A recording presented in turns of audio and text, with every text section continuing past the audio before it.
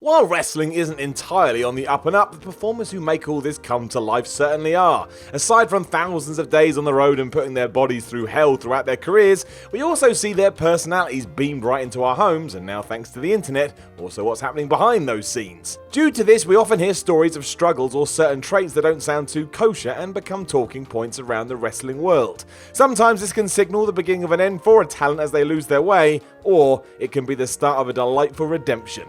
It's one thing to accept something needs to change, but it's an entirely different skill to then completely reset and start again. I'm Simon from WhatCulture, and this is the 10 most radical wrestler attitude adjustments. But before we begin, don't forget to subscribe to stay notified. Ding, ding, done. Number 10, William Regal. The William Regal we know today, that being a hero and legend of wrestling who deserves far more praise than he gets, is a credit to the industry that he made his name in. Always suited and booted with some knowledge that makes you want to cry, it's so good, this transformation is even more inspiring when you learn the struggles the man from Blackpool went through during his career. Regal has been more than open about his issues with drugs throughout the 90s, as well as certain actions he took around his colleagues. For example, he once urinated on a flight attendant without even realising he was doing so. He couldn't even recall it when he woke up in a jail cell hours later.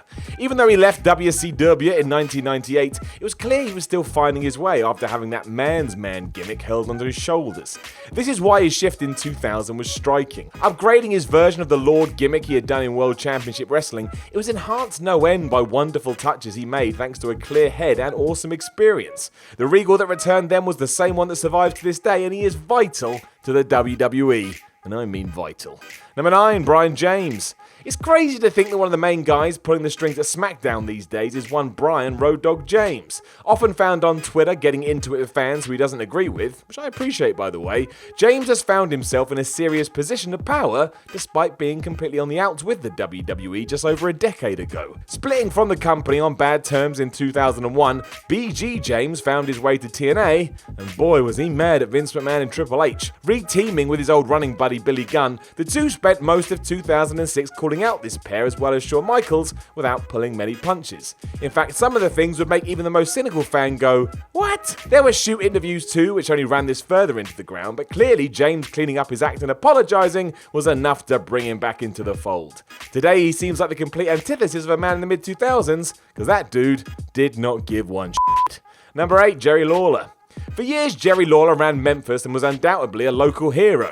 Regardless whether he was a heel or a face, fans would turn up to the Southern Territory just because Lawler was going to appear. He was a draw. He was also a world champion and protected thanks to his fame, so much so that he would constantly throw jibes around about that company up north, because why not? He was Jerry Lawler. And then 1992 rolled around. Shockingly debuting for the WWE that year, he was one of the biggest bad guys on the roster almost instantly thanks to his 1993 feud with Bret Hart. Since then too, Lawler has barely been away apart from a brief absence in 2001.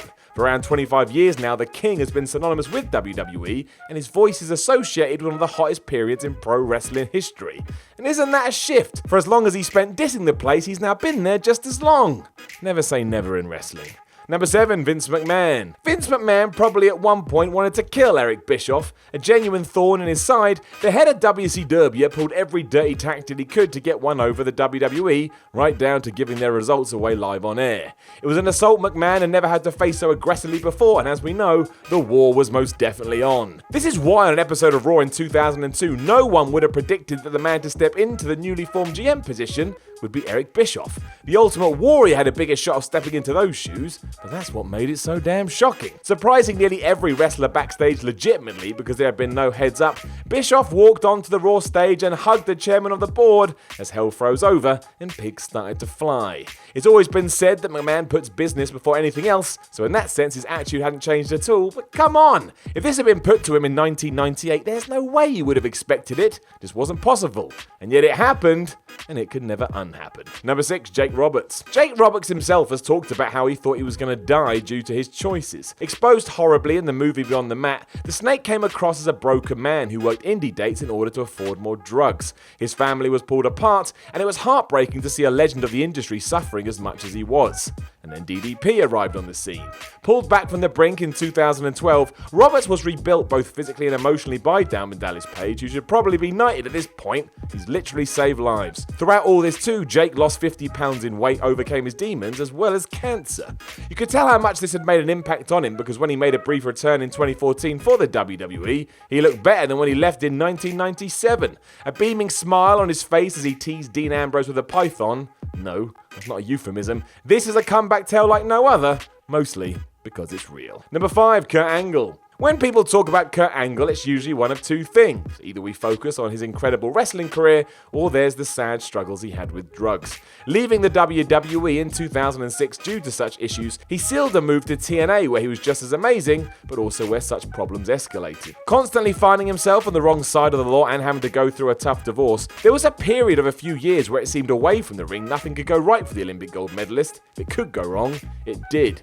Angle's commitment to overcoming these addictions, however, was incredible, and it was this change that allowed him to return to the WWE in 2017. He's already been inducted into the Hall of Fame and of course is currently the general manager of Raw. Hopefully he'll have a few more matches going forward, but given where he was a few years prior, whatever happens now is more than fine. He turned his life around, and that's what matters. Number 4, the Hardy Boyz. As brilliantly documented in a recent WWE Network 24 special, the troubled years of Matt and Jeff Hardy threatened to undermine everything they'd done previous to this. Trendsetters in pro wrestling and part of some of the greatest matches in history, the bottom seemed to fall out as both brothers fell foul to the more vicious side of life. Worsening in 2010, the Hardys' addictions were often aired in public as they appeared drunk on YouTube and even on TNA television. I mean, Jeff's appearance at the 2011 Victory Road pay-per-view was one of the darkest days in wrestling when you think about what happened between him and Sting.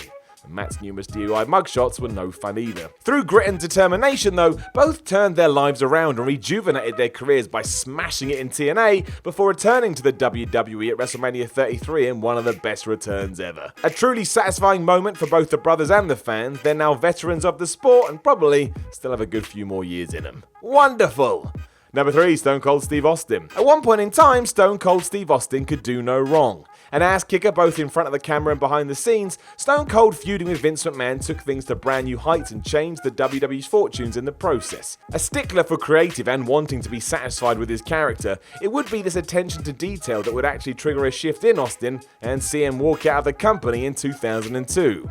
No one saw that coming. Burned out from years of acting on top, the untouchable Rattlesnake all of a sudden became public enemy number 1 on WWE TV, as McMahon himself called him out, as well as The Rock. "Take your ball and went home" was the ongoing line, and it seemed like he may never return. Until he did, because of course he did. Even Austin has said this was a mistake on his part and that he would change it if he could, but that's just not possible. Instead, he went from being on top of the world to being yelled at for real on Monday Night Raw. Number 2, The Click. Thanks to many accounts, we can assume that The Click, made up of Shawn Michaels, Kevin Nash, Scott Hall, Sean Waltman and Triple H, made life very difficult for anyone who wasn't in their party and for Vince McMahon. They were lightning rods for controversy even when the company they worked for was struggling. They just didn't care. This all culminated with the curtain call in 1996, but even before then, there were countless stories of the fivesome just running amok no matter what may happen. Over the years, however, the change in all of them has been drastic and has seen all of them welcomed back into the WWE universe with open arms. Triple H is the future head of the company, Kevin Nash and Scott Hall are Hall of Famers, Shawn Michaels is considered the best worker to ever appear under Vince McMahon's watch, and any ills towards Waltman are nothing more than a memory. Out of all of these though, there's only one who stood out the furthest, which brings us to number 1, Shawn Michaels. Shawn Michaels seemed content with both being one of the best wrestlers in the world, but also burning it to its knees in 1997. Living up to the showstopper name as and when it required, his worsening personal problems reared their head constantly, especially against one Bret Hart.